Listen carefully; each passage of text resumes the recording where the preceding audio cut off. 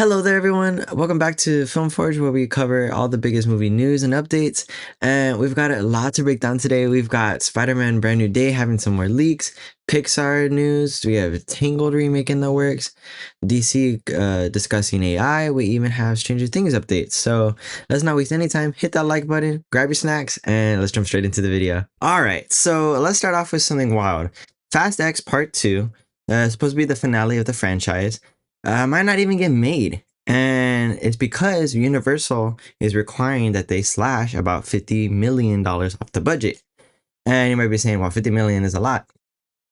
The budget for these movies is quite insane, in the hundreds of millions. And making so much use of money for CGI and just all around paychecks, it can add up very quickly.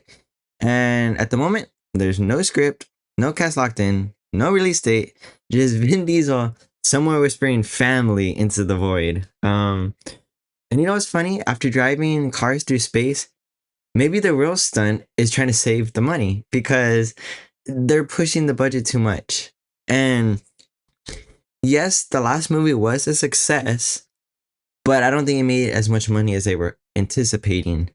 So that definitely affects part 2. From one studio tightening its belt to another standing up for real creativity, let's talk about DC.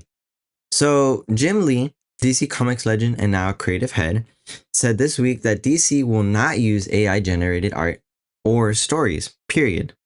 He says something really cool, quoting, "Creativity comes from human imperfection," and that hit me.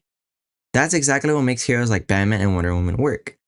They're flawed, emotional, and human. In a world where everyone is chasing shortcuts, it's very nice and really fuels the heart to see that there's a studio who wants to cut down on all this AI and actually be artistic and come up with their own ideas and just all around come up with original content, original everything, no relying on AI. Everybody wants to rely on AI, and that is just, it's not good for the movies. So DC has their heads on right, thinking, okay, we must avoid AI at all costs. All right, the deep talk is over. Let's lighten the mood with some banana-sized movie news. So Universal and Illumination are making a full-length Donkey Kong movie. And obviously they're gonna have to bring back Seth Rogen to be Donkey Kong. And this is no surprise being that the Super Mario Bros. Movie had made over $1 billion, which is actually mind-breaking. And honestly, I think they want to recapture that success once again.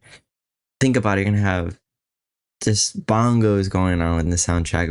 It's going to be bananas. It's going to have Seth Rogen's laugh echoing through the jungle. It's going to be a lot of fun. We're going to have people like Diddy Kong, maybe even Funky Kong, maybe even a Smash Bros. Season at the end. Anything is possible. Anything is possible for sure. What characters would you like to see have their movie brought to the big screen next? Maybe Zelda? Possibly Kirby. I mean, who knows? And speaking of unexpected crossovers, we got 2 sequels coming out on the exact same day. Mark your calendars, folks, because July 23rd, 2027, 2 movies will be battling it out at the box office. Those movies being the Minecraft movie 2 and the Simpsons movie 2. And they're both officially set to release on the same day. This is insane. I mean, this is literally Homer versus Steve, Bart versus a creeper, so to speak. This is Barbenheimer 2.0. It's going to be insane to see how people will react at the theaters over these 2 movies. Honestly, both these movies kill things in their own way. Minecraft dominates and is for children and families and is really enjoyable all around.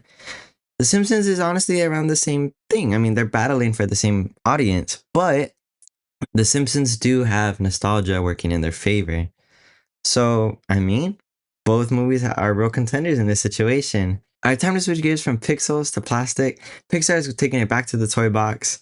We have reports here coming out that Toy Story 5 is officially happening, and this time it's going to be regarding Jessie's story. The release date is locked for June 19th, 2026. Tim Allen and along with the studio have already hinted that there's going to be multiple versions of Buzz Lightyear that are going to be more than likely the main villains, along with maybe some other higher villain. Still a little bit unsure exactly. But there's definitely going to be some twist, some confusion with all the buzzes. And it looks like this movie is really aiming to have Jessie as the main character. And it's kind of suiting because the other, in a way, Woody and Buzz have already been the main character for 3 movies. And I felt like the story is already complete. And they even did a fourth movie to even make that not even better because now you have Woody in a state of peace where he already has a girlfriend, a wife, whatever you want to call it, a partner. And Toy Story 4 already wrapped everything perfectly. So I didn't think we would ever see these characters again. But Pixar clearly thinks that there's more of a story to tell. And we're all excited to see what they're going to do. From toys to Tangles, Disney's at it again. So, in case you're unaware, the live action Tangled remake is officially back in development after being on and off for quite some time now. And word is that Scarlett Johansson might play Mother Gothel. And for those of you unaware, yeah, that's Rapunzel's villain mom, in case you haven't watched the cartoon already. And she is a very unique character who can be charming and manipulative all at the same time. So when you look at the Scarlett Johansson casting, it is honestly a perfect casting. It's a really good choice to play the character. And if they were to shoot practically with real sets and natural lighting, it could look stunning and not turn into another CGI overloaded live action adaptation that loses the fairy tale magic, so to speak.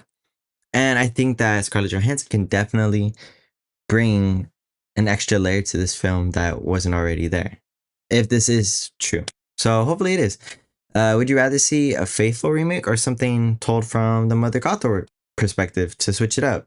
Not exactly stay true to the process of repeating the same story. Well, we are talking about movies right now. There is some really big TV news that has come out recently and is regarding the kids back in Hawkins.